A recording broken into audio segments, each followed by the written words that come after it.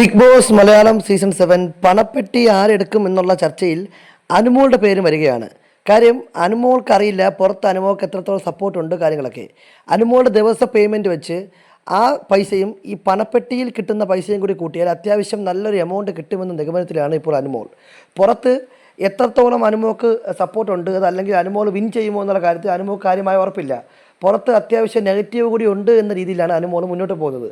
അനുമോൾക്ക് നല്ല ഫാൻസ് ഉണ്ടെന്നും അത്യാവശ്യം നല്ല വോട്ടുണ്ടെന്നും മനസ്സിലാക്കാതെ അനുമോൾ ചിലപ്പോൾ പണപ്പെട്ടി എടുക്കാനുള്ള പോസിബിലിറ്റീസ് വളരെ കൂടുതലാണ് എന്നാണ് ഇപ്പോൾ അറിയുന്നത്. ആദിലയും നൂറയുമായിട്ടുള്ള സംഭാഷണത്തിലൊക്കെ അനുമോൾ പറയുന്നത് കേട്ടു.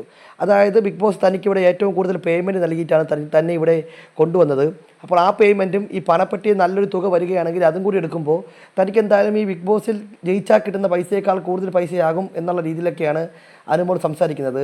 ഇനി അതല്ല, പണപ്പെട്ടി നല്ല തുക വരുന്ന പണപ്പെട്ടി മിസ്സാക്കി ഗ്രാൻഡ് ഫിനാലിൽ എത്തിയതിനു ശേഷം ജയിക്കാൻ സാധിച്ചില്ല എന്നുണ്ടെങ്കിൽ അത് പിന്നീട് ഒരു വലിയൊരു വിഷമമായിട്ട് മാറും. അതുകൊണ്ട് പണപ്പെട്ടി വരുമ്പോൾ അത് എടുക്കുന്ന കാര്യത്തിൽ തനിക്കും ഒരു പരിഗണനയുണ്ട്, എങ്ങനെയാണ് കാര്യങ്ങളെന്നൊക്കെ നോക്കട്ടെ എന്നാണ് ഇപ്പോൾ നമ്മുടെ അനുമോൾ പറഞ്ഞിരിക്കുന്നത്. ഞെട്ടിക്കുന്നൊരു വാർത്ത തന്നെയാണ്. അനുമോൾ ഒരിക്കലും പണപ്പെട്ടി എടുക്കുമെന്ന് നമ്മൾ പ്രതീക്ഷിക്കുന്നില്ലല്ലോ.